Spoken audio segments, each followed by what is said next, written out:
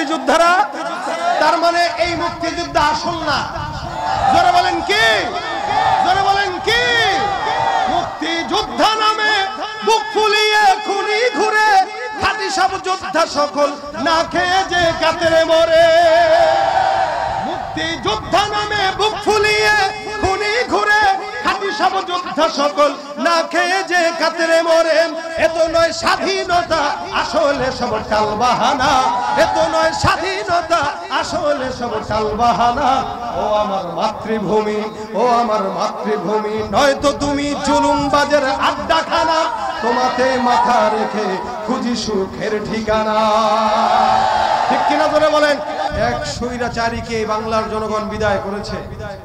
নতুন করে যদি কেউ আবার স্বৈরাচারী করতে চায়, স্বৈরাচারী এই দেশকে আবার বানাতে চায়, ইনশাআল্লাহ যেভাবে এক স্বৈরাচারীকে বিদায় দেওয়া হয়েছে, নতুন প্রজন্মে যদি কেউ স্বৈরাচারিতা দেখাতে চায়, তাদেরকেও বিদায় দেওয়ার ক্ষমতাই জনগণের আছে।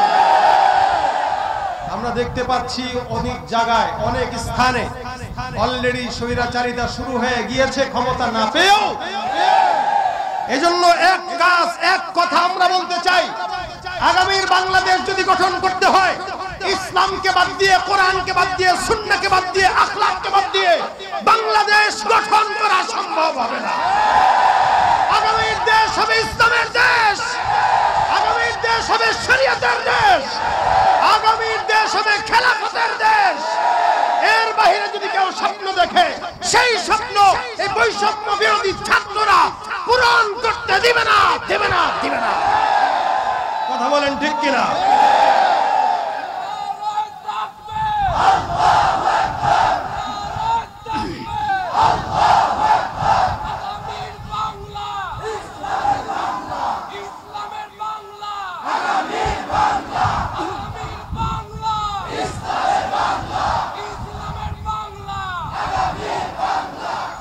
কেউ দিল না, সবাই নিল, আমরা যে কলুর বলদ। সারা বছর নেয় না খবর, নির্বাচনে খুব দরদ। কেউ যদি দরদ দেখাইতে আসে, দরদ নেওয়া যাবে না, কারণ এই দরদ শুধুমাত্র ভোটের জন্য দরদ হয়।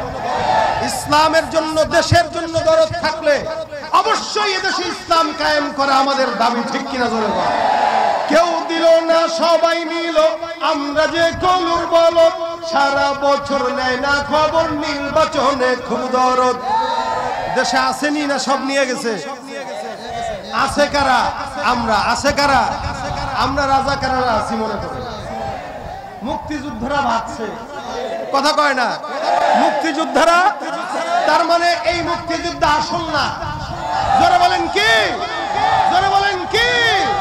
মুক্তিযোদ্ধা নামে বুক ফুলিয়ে খুনি ঘুরে, খাঁটি সব যোদ্ধা সকল না খেয়ে যে কাতরে মরে।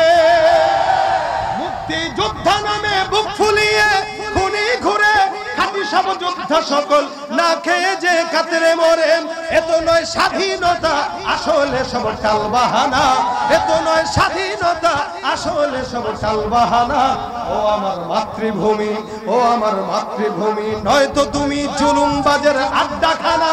তোমাতে মাথা রেখে খুঁজি সুখের ঠিকানা। ঠিক কিনা ধরে বলেন? এদেশে যারা মুক্তিযোদ্ধা নামে ছিল, এর অধিকাংশই সব রাজাকার। আর আসল মুক্তিযোদ্ধা এখন যারা এখানে বসায়, চেনা গেছে তো? এরা আজীবন বলেছে পলাবো না,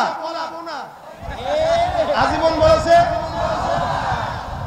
আমরা বলেছি নাকি? আপনি বলাইছেন? কে বলাইছে? যে বলছে সে, যে বলছে। পলায়া কি টের পাইছে?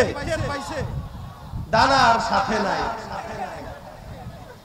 ভাই। এই জন্য জুলুম কোনদিন স্থায়িত্ব হয় না। যারাই জুলুম করে, ফেরাউনের লাশ আল্লাহ পাক আয়াত নাজিল করে টিকিয়ে রেখেছেন, ফাল ইয়াউমা নুনাজ্জিকা বিবাদানিকা লিতাকুনা লিমান খালফাকা আয়া। আজীবন যারা থাকবে। ফেরাউন যে কি বাটপার ছিল, ফেরাউন যখন মারা যায় মানুষ বিশ্বাস করতে পারতেছিল না, কিরে আসলেই কি মারা গেছে কিনা। কেমনে সম্ভব? ফেরাউন এভাবে মরছে, আল্লাহ কারে মরছে এটা বিশ্বাস হয় না। আমি লাশটাকে রেখে দেব, তোরা কেন কিয়ামত পর্যন্ত সবাই যেন দেখে যে এটা কেমন ছিল। তা আমাদেরও মাঝে মাঝে